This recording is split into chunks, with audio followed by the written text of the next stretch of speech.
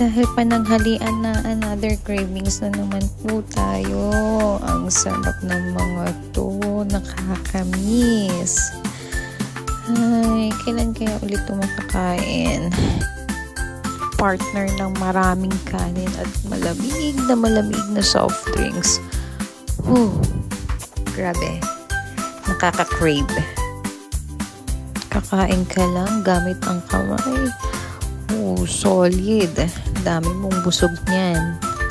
Lalo tong mangga na to. Nakakapaglaway.